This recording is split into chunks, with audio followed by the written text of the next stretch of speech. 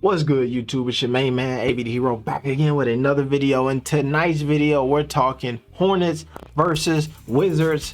Second time these two teams have played in about a week, and the outcome is the same. Hornets get the W, but we learned a lot about this team in this game. Let's break it down. Hanging out with my dude, AB the Hero. Well, we getting it down in the Ball State, baby. AB, way to get out on the lane. Way to get out on the lane. What do you thought about that, Jay? I like that. Yeah, I told you, he's a hustler for it. Let's go. I'm out.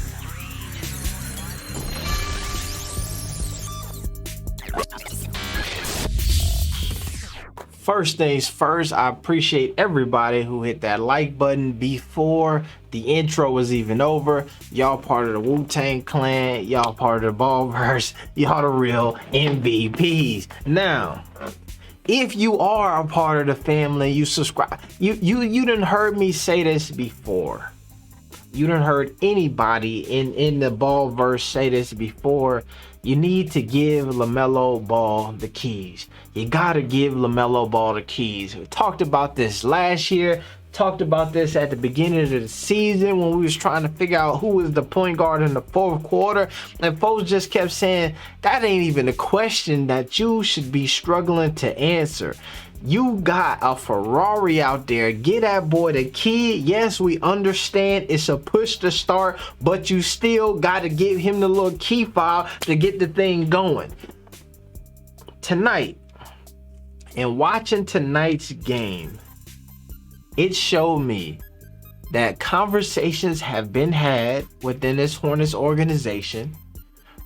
A straightening has been straightened. Understanding has been understood, and folks know LaMelo got the keys. This is his team.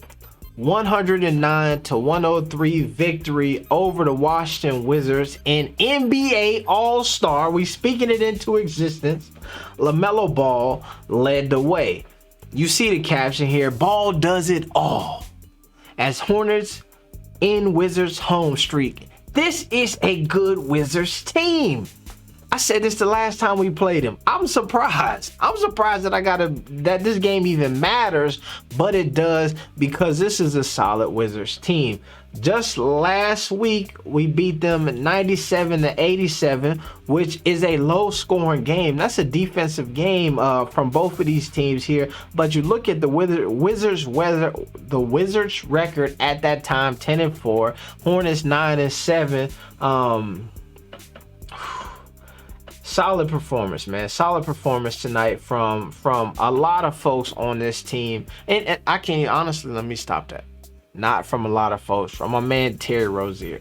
Terry Rozier is somebody who's been on a roller coaster this season. I think he missed the first couple games with some injuries and all of that stuff. Came back a little bit slow, but is really starting to find his stride with games like tonight. Now he handed that baton of the roller coaster off to Miles Bridges, who only got 6 points tonight, and not for the lack of attempts, really just was not knocking stuff down. So that's why you see him with 13 attempts, but you also see Gordon Hayward with 13 attempts and 16 points.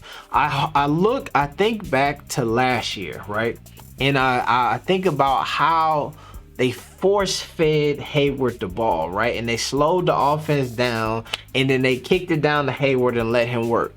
Hayward got his opportunities tonight, but it looked like the majority of his opportunities came from some motion or Melo or kicking it, him running and being in position and attacking the back. Not none of that ISO. I'm trying to be a all-star, superstar vibe. There we go. It was more like, you know what, in the flow of the offense. Now, I think that not doing that came back to bite them in the butt. We'll talk about that in a second. So Miles Bridges, 6 points, still plus or minus a 13. I think what is beautiful about this Hornets team is you have guys who, if they're not scoring, they're contributing in other ways, right? Whether that be on the defense end, whether that be on the boards, or whether that just be an overall just like leadership and really, you know what I mean, holding it down on the court. Now, LaMelo Ball, 38 minutes, 28 points, 13 boards, and 7 assists. he really could have got a triple-double tonight. I think that what ended up happening down the stretch, and it also kind of let the other team get back into it a bit, is they started slowing it down a lot and really going ISO with LaMelo at the top of the key. He would just dribble and then go try to get a shot. And that slowed down. The moment that they enacted that motion again, LaMelo drove to the basket. Miles Bridges gave him a little pick and roll situation, threw it up to Miles. Miles had it in two hands, tried to dunk it, it rattled in and out. So it's just like when they start moving that ball around and getting some motion, then it works. You know what I'm saying? But I think, like I was saying at the beginning of this video, tonight we learned that this is LaMelo's team. Now, I say that because your boy Terry Rozier probably hit what was the game clinching shot, right? But that's after they ran the motion with Miles. That's after the time before down the court. I believe Melo drove to the basket or took a shot. And this is after. Let me show y'all this here. If we go over to the shot chart, here we go, game chart. No, where we at? Here we are. Now, I got the shot charts up here for three of the Hornets players, LaMelo Ball, James Bouknight, and Kai Jones. As you can see, all of these shots here though are from LaMelo. James Bouknight and Kai Jones did not touch the court tonight, so that's a little jokey joke. But if we go here, you look at the first quarter. You see LaMelo Ball started in the first quarter 1 for 8, struggling at the beginning of this game, and I was like, man, whew. This is gonna be a rough one. Obviously, like LaMelo, he always gonna find a way to get involved, whether that's rebounds, assists, and all that. So he was active throughout this game.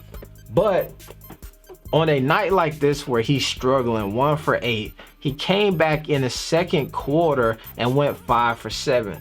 Now, if we go ahead and plug this in here, let me get Bouknight and them out. Okay, you got Oubre, you got Rozier. Let's see. Let me get Melo out of here. Melo went 5 for 7 in that second quarter.